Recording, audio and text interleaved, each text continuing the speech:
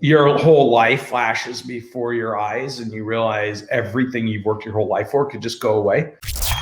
We could talk about what people do right when it comes to scaling, but I think you could learn a lot from what people do wrong at these type of moments.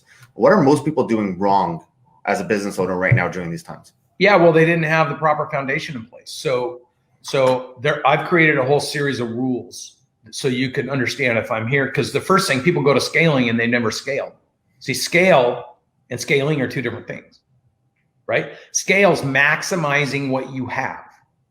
Scaling is rapid expansion on what you know you did to create what you have through others and going massive.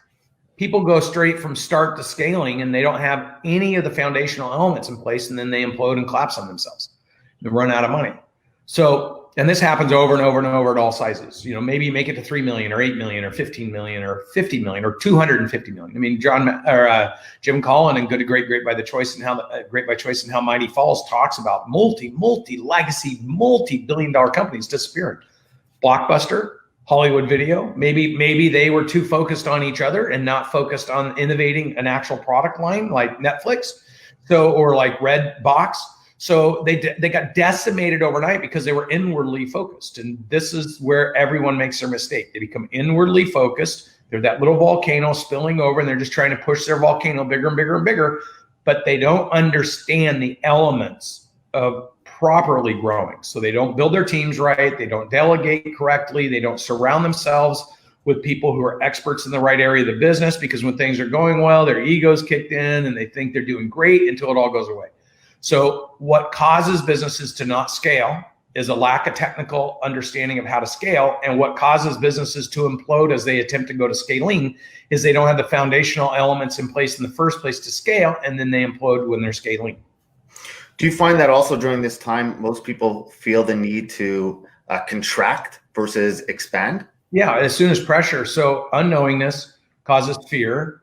Fear causes stress, anxiety, and resistance. So fight, flight, or freeze. So people will either fight from the pain or freeze, or they incorrectly fight because they don't technically know how to do it, and then they break anyway. Yeah, as a marketer, I'm dumbfounded by the fact that when it comes to these type of situations, the first thing people cut is advertising costs. Right, that's the number one thing they cut when the thing they need the most are customers. And how are they supposed to get those customers? Yeah, well, it depends on the kind of business. Like we would say that, you know, the problem is they don't have dashboards. They don't know how to read key performance indicators. They don't understand the technical aspect of having good quality data, and so they just make all these decisions of which none of them are actually relevant in the moment because they're panicked, and then they cause the conditions that they're focused on.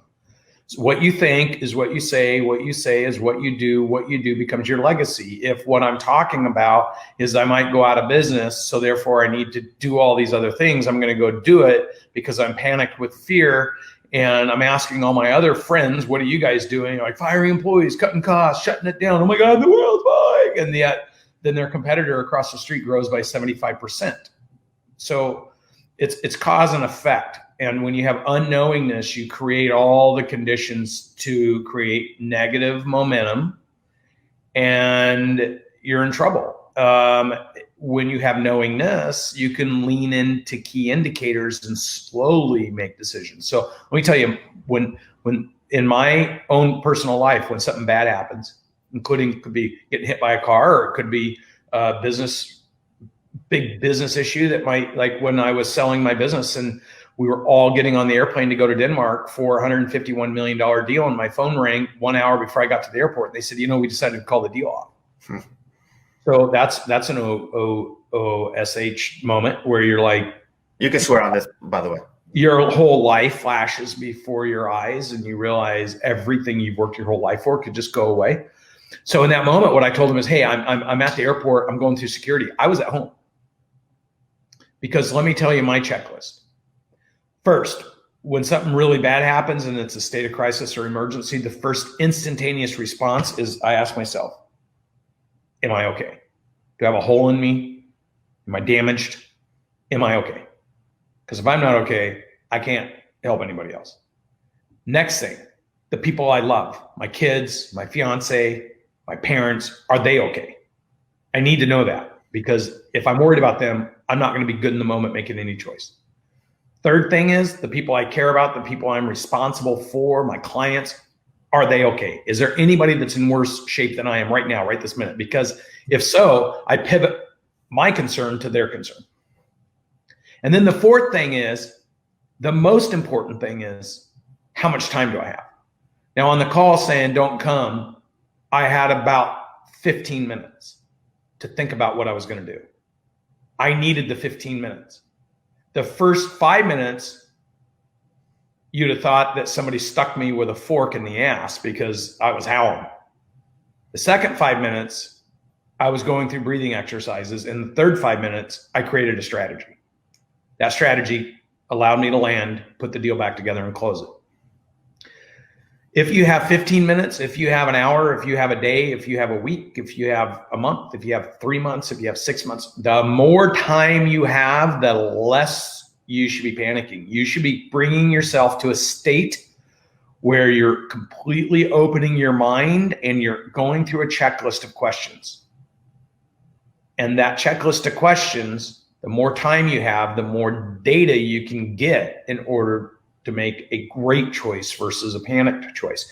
That is not the way a majority of these operators operate. They flinch, the fibs factor, I've been shot, boom. People are like, oh, and then they're like, what? Well, what happens is these business owners do the fibs factor, and then they immediately start running around like someone's still shooting at them, not even knowing where they're going or what they're looking to, and create all this other disaster. And then eventually, if there's another gunman, they get shot because they run right to them instead of running away from them because they're not paying attention. So you got to train yourself to be in the moment, bring yourself to that moment, understand what you're dealing with, run through the checks, buy the time, go seek the data, find the right mentors, start making really good decisions as you're assessing in real time what's happening. That's a logical, non-emotional, pragmatic, algorithmic process to dealing with something. And that is not how a majority of people deal with it. Hey, everyone. Thank you so much for watching this video. If you want, check out our most recent video over here. And this one is the one YouTube thinks you'll like. But if you really enjoyed watching, please do me a favor, like and subscribe over here. Thank you so much.